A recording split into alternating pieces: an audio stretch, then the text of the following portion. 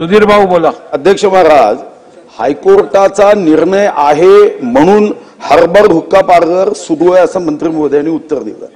खरं तर अनेक विधानसभा सदस्यांची या संदर्भातली भावना आहे की याच्या आड समाजाला विध्वंस करण्याचा कार्यक्रम सुरू आहे. म्हणून माझा पहिला स्पेसिफिक प्रश्न की सरकार या संदर्भात सुप्रीम कोर्टात गेलं का? गेलं नसेल तर सुप्रीम कोर्टात जाणार आहे का? जाणार असेल तर उत्तमातला उत्तम वकील देणार आहात का? आणि दुसरा प्रश्न की हार्बर हुक्का पिल्याने मनुष्याच्या आरोग्यास अपाय नसेल तर त्याच हायकोर्टाच्या परिसरामध्ये हार्बर हुक्का पार्लर उघडणार आहे का?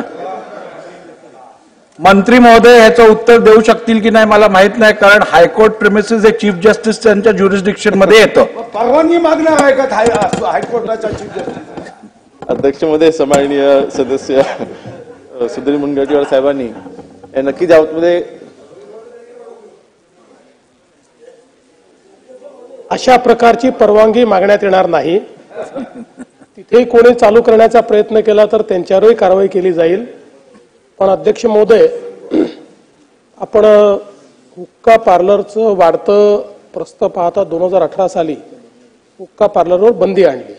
तो कायदा आपण केला. आता त्या कायद्याला अधिक कडक करण्याची आवश्यकता आहे. त्यामुळे आता ज्या ठिकाणी हुक्का पार्लर सापडेल त्या ठिकाणी आपण आता कॉग्निझेबल ऑफेन्स केला आहे. 3 वर्षापर्यंतची त्याची सजा केलेली आहे. पण याच्यामध्ये यापुढे काही सुधारणा करण्यात येतील. दुसऱ्यांदा जर ऑफेन्स त्या ठिकाणी सापडला तर 6 महिन्याकरता या उपहारगृहाचं किंवा ते जे रेस्टॉरंट आहे त्याचा परवाना रद्द करण्यात येईल. आणि तिसऱ्यांदा जर सापडला तर परमनंट रद्द करण्यात येईल. आणि तिसऱ्या ऑफेन्स करता त्या ठिकाणी जी सजा आहे ती नॉन बेलेबल कॅटेगरीमध्ये टाकण्यात येईल. विश्वजित कदम. अध्यक्ष महोदय, जे सन्माननीय मुख्यमंत्री महोदयांनी जे आता उत्तर दिलं त्यात त्यांनी सांगितलं की सन 2018 मध्ये या बाबतीमध्ये राज्य सरकारने कायदा केला होता. हे सन 2025 चालू आहे. 18 पासून 25 पर्यंत सातत्याने सभागृहात आणि सभागृहाच्या बाहेर सुद्धा अशा अनेक घटना घडलेल्या आहेत. आज दुर्दैवाने विशेषतः तरुण पिढीमध्ये महाराष्ट्रामध्ये त्या वाढत चाललेल्या आहेत. ड्रग्सचं प्रमाण असेल, हुक्काचं प्रमाण असेल आणि ई सिगरेटचं प्रमाण सुद्धा असेल. या सगळ्या गोष्टींवर आपण चर्चा करतो, कायदे कडक केले जातात असं म्हणलं जातं, परंतु त्याची प्रत्यक्षपणे अंमलबजावणी करत असताना जी पोलीस यंत्रणा आहे आणि तिथे खाली ज्या आता ह्यांनी फक्त कोरेगाव पार्कचा उल्लेख केला, पण महाराष्ट्रात अनेक ठिकाणी अनेक शहरांमध्ये चालू आहे. दुसरा एक मुद्दा, ठीक आहे, पहिल्यांदा कारवाई केली जाईल, त्याचं लायसन्स, त्याला तुम्ही अरेस्ट कराल, त्याच्यावर कारवाई कराल, लायसन्स तुझं रद्द करेल म्हणून धमकी दिली जाईल. पण ती कारवाई होते का? बेल त्याला लगेच मिळलं जातं, तोही निर्धास्त होतो ज्याच्या कुणाच्या त्या ठिकाणी हे हुक्का सापडले जातात.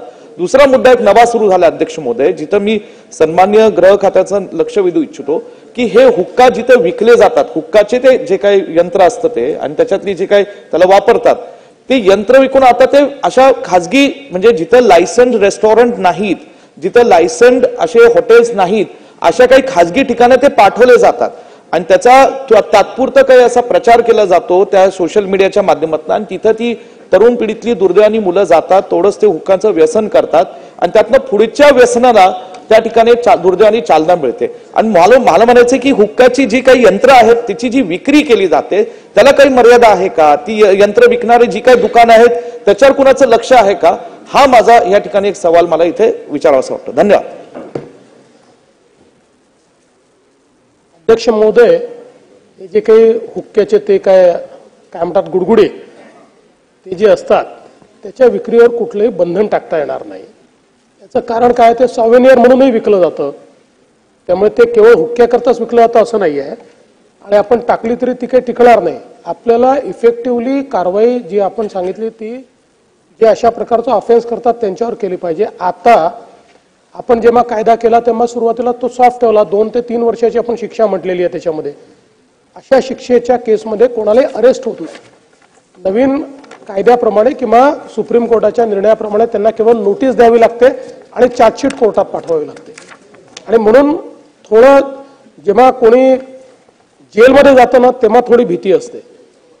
जेलमध्ये जायचं नसेल तर फार भीती लोकांना राहत नाही. म्हणूनच मी सांगितलं की याच्यात रिपीट ऑफेन्स करता जे रिपीट ऑफेन्सेस आहेत याच्याकरता अशा प्रकारची तरतूद करण्यात येईल की केवळ नोटीस नाही तर त्यांना जेलमध्ये जावं लागेल आणि परमनंट त्यांचा जो काही हॉटेलचा किंवा जे रेस्टॉरंट आहे त्याचा परवाना रद्द होईल. आणि तिसरी एक महत्त्वाची गोष्ट आपण लक्षात आणून दिलेली आहे की अशा प्रकारच्या पार्टीज या सोशल मीडियावरनं त्या ठिकाणी ऑर्गनाईज होतात आणि मग तिथे हुक्का पाठवला जातो. त्यालाही जे काही प्रोव्हायडर्स आहेत यांनाही सेम ऑफेंडर पकडून त्यांच्यावरही कारवाई करण्यात येईल. शेवटचा प्रश्न नाना पटोलेजी. अध्यक्ष महाराज, कुंपण शेत खाते अशा पद्धतीचं चित्र आहे. अध्यक्ष महाराज, मुख्यमंत्र्यांचं उत्तर हे खऱ्या अर्थानं या पद्धतीचे अवैध जे हुक्का पार्लर आहेत ते बंद करण्याच्या दृष्टिकोनातून आहे. नवीन पिढी खराब करू नये हाही उद्देश आहे. त्या पद्धतीचे कडक कायदे करण्याची भूमिका त्यांनी व्यक्त केली, त्यांचं स्वागत करतो. पण अध्यक्ष महाराज, कुंपण शेत खाते याचा अर्थ पोलीसच अध्यक्ष महाराज या पद्धतीच्या सगळ्या अवैध कामाला संरक्षण देताना आपण पाहिलेलं आहे आणि ते सगळ्याच लोकप्रतिनिधीला माहिती आहे. जसं तुम्ही हुक्का पार्लरच्या त्या लायसन्सवर आणि त्या व्यक्तीवर कारवाई करणार तसं त्या पोलीस स्टेशनच्या अंतर्गत येणाऱ्या अशा अवैध आणि या पद्धतीचं पिढ्याने पिढ्या बर्बाद करणाऱ्या पोलिसांवर काय कारवाई करणार त्या पद्धतीची भूमिका आपण स्पष्ट करा. पोलिसांनी जर हुक्का पार्लर उघडकीस आणला तर कारवाई होणार नाही, पण इतर कोणी जर तो उघडकीस आणला तर त्या ठिकाणचे जबाबदार सगळ्या पोलिसांवर कारवाई केली जाईल. सिद्धार्थ शिरोळे. प्रश्न मला फक्त आदरणीय मुख्यमंत्र्यांना विचारायचा आहे की साधारणतः हा जो सबस्टन्स अब्यूज असतो हा आपल्या ब्रेनशी खेळतो आणि त्याच्यामुळे ह्याचं जे मेजर ऑफ क्राईम आहे, म्हणजे आपण म्हणता की जसे आपले क्राईमचे रेकॉर्ड नोंदणी वाढली तसं कन्व्हिक्शन रेट वाढत गेलं. तर आता ड्रग्ज किंवा या सगळ्या अंमली पदार्थांचं जे जसं केळकर साहेब म्हणले की ज्या पद्धतीने ऑन रेकॉर्ड नोंद होती त्याच्याबद्दल आपल्याला सॅटिस्फॅक्शन आहे का की खात्याच्या माध्यमातून मॅक्सिमम आणि जास्तीत जास्त व्याप्तीची नोंद व्हायला लागली, जेणेकरून आपल्याला हे मेजर करता येईल, ज्याप्रमाणे मेजर केलं तर अनालाइज करता येईल तर इम्प्रूव्हमेंट करता येईल. ह्या बाबतीत गृह खात्याचं जे आता क्राईम्स ज्या ह्या सगळ्या घडतायत ह्याच्याबद्दलची नोंद ही समाधानकारक होतीये का? नोंद होण्यापेक्षा कारवाई होणं अधिक महत्वाचं आहे.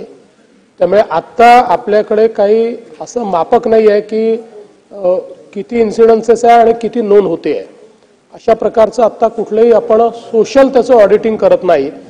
पण मला असं वाटतं की हा एक गंभीर विषय आहे, कारण एक फॅशन झाली आहे. ह्या हुक्का ओढणं एक फॅशन झालेली आहे आणि त्याला एक स्टाईल स्टेटमेंट समजलं जातं की हुक्का ओढतोय म्हणजे स्टाईल स्टेटमेंट आहे.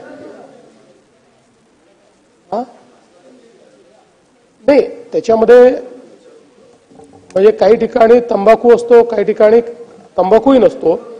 पण अलीकडच्या काळात त्याच्या आड लोक त्यातनं काय अजून नार्कोटिक पदार्थ म्हणजे गांजा बिंजा किंवा जे काय चिलीम जशी ओढतात तसं काहीतरी त्याच्यात टाकून ते ओढतात, नशेचं काहीतरी करतात. आणि म्हणून एक प्रकारचं स्टाईल स्टेटमेंट देखील झालंय. म्हणजे असे इन्सिडेन्सेस आपल्या लक्षात आले आहेत की एखाद्या ठिकाणी छापा मारल्यानंतर शाळेतली मुलं देखील त्या ठिकाणी आढळलेली आहेत. आणि म्हणूनच आपण 2018 साली हा कायदा केला होता.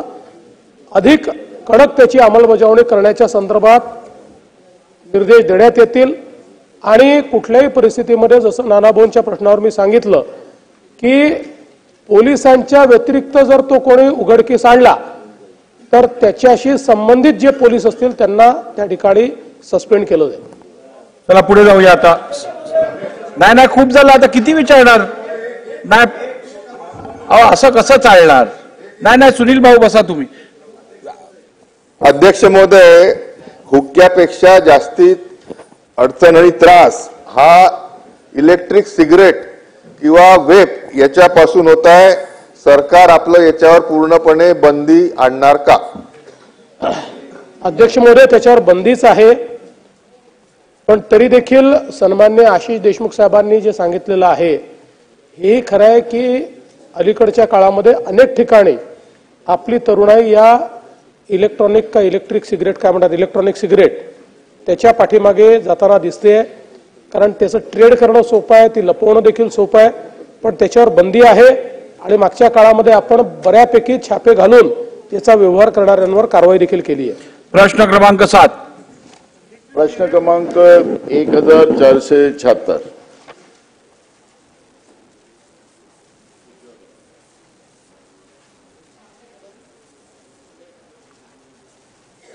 अध्यक्ष महोदय, छापल्याप्रमाणे अध्यक्ष महाराज, योगायोगानं राज्यमंत्री त्याच जिल्ह्यातले आहेत. अध्यक्ष महाराज, हे जे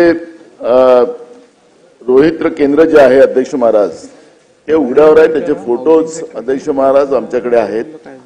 अध्यक्ष महाराज, त्याचा कोणी तक्रार केली नाही म्हणून आम्ही त्या ठिकाणी कुठलीही सुरक्षा कुंपण लावलं नाही, अशा पद्धतीचं उत्तर आपण या ठिकाणी दिलेलं आहे. अध्यक्ष महाराज, कोणी मेल्यानंतर आपण कुंपण लावणार आहेत का? आणि अशी रोहित्र केंद्र महाराष्ट्रामध्ये सगळीकडेच अध्यक्ष महाराज, पण हा एक स्पेसिफिक प्रश्न असल्यामुळे माझा या ठिकाणी स्पेसिफिक प्रश्न असा आहे की आपण या पद्धतीचे राज्यामध्ये असलेले सगळे रोहित्र केंद्र, त्यांना कुठल्याही हानी होऊ नये, कुणाचा जीव जाऊ नये, या पद्धतीची सुरक्षित रोहित्र केंद्र आपण या ठिकाणी व्यवस्थित करणार का?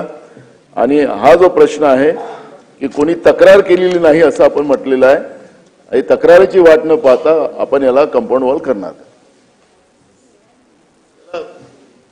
असं आहे की नानाभाऊ, मी आपल्याकरता फोटोज आणलेले आहेत. पहिल्यांदा तर आपण बघितलं असेल तर हे 600 फीट दूर आहे, आणि दुसरं याला ऑलरेडी कंपाऊंड केलेलं आहे, त्याच्यामुळे कंपाऊंड नाही असं म्हणता येणार नाही. ट्रान्सफॉर्मर त्याला कंपाऊंड केलेलं आहे, त्यामुळे या दोन्ही गोष्टीचं समाधान आम्ही केलेलं आहे. त्यामुळे आपण समाधान मानावं आणि पुढच्या प्रश्नाकडे वळावं. बोला. अध्यक्ष महोदय, माझा मुख्यमंत्री महोदयांना या निमित्तानं फक्त एकच गोष्ट लक्षात आणून द्यायची आहे की हे ट्रान्सफॉर्मरला ह्याला एक झाकणं असतात पत्र्याची. म्हणजे मला नानांना काय म्हणायचं मला लक्षात नाही आलं, म्हणून मी आपल्याकडे खात्री केली. आणि कोकणामध्ये खारी हवा मोठ्या प्रमाणात आहे. आपण हे ट्रान्सफॉर्मर या ठिकाणी बसवतो वर्षा 2 वर्षानं 3 वर्षानं, कारण हे एवढे काही क्वालिटी पत्रे नसतात किंवा ते झाकणं काही क्वालिटी नसतात, ते आपोआप त्या खाऱ्या हवेमुळं गंजून खाली पडतात. आणि हे बऱ्याच वेळेला हे ट्रान्सफॉर्मर म्हणजे रोहित्र ही उघडी राहतात. आणि म्हणून हे कोकणामध्ये अशा पद्धतीनं खाऱ्या हवेनं गंजत असल्यामुळं त्याच्याऐवजी दुसरं काही झाकण किंवा जो बॉक्स आहे तो दुसऱ्या प्रकारचा की जेणेकरून गंज विरोधक असेल असा काय आपल्याला निर्माण करता येईल का? अतिशय चांगली सूचना या ठिकाणी भास्कररावांनी मांडलेली आहे. आम्ही जरूर पडताळून पाहू. फायरप्रूफ फायबरचे झाकणं आपल्याला करता येतील का, किंवा अन्य कुठलं मटेरियल वापरता येईल का, जरूर याचा विचार केला जाईल आणि तसे निर्देश देण्यात येतील.